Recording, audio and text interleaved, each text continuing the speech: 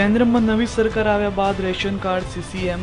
Online કરી સંપૂર્ણ biometric કરી દેવામાં આવી છે, જેથી રાશન લેવામાં અનેક મુશ્કેલી સર્જાય છે।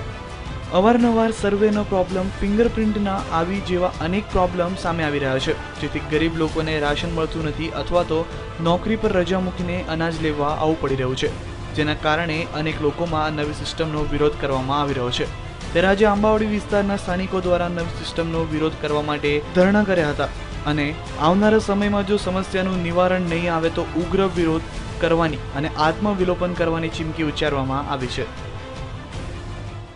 આ જે ધરણાનો કાર્યક્રમ છે એ નાગરિક પુરવઠાને લગતો કાર્યક્રમ છે અને ગુજરાત સરકારે બાયોમેટ્રિક સિસ્ટમ આમાં નાખેલી છે કે અંગૂઠો મારો અને સર્વરમાં નિશાન પડે તો જ એને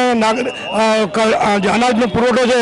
એ પરવાનાદાર તરફથી મળે। જો અંગૂઠાનું નિશાન ન આવે તો એને આપતા નથી। પરિણામ એવું આવે છે કે એને ન મળે એટલે ઘરનો ચૂલો ના જગે, કેરોસીન ના મળે, 10 કિલો જે ઘઉં છે, ચોખા છે એ ના મળે, એના કારણે એની પરિસ્થિતિ બેકાર થઈ જાય છે। એટલે આનું ધ્યાન દોરવા માટે અમે અમારા વિસ્તારના ધારાસભ્ય, સંસદ સભ્ય, કાઉન્સિલરોને વારંવાર સૂચનાઓ કરી, રાજ્ય સરકારનું ધ્યાન દોર્યું, કલેક્ટરશ્રીનું ધ્યાન દોર્યું અને ગુજરાતની અંદર તમામ જગ્યાએ આ અંગૂઠાનો પ્રોબ્લેમ છે,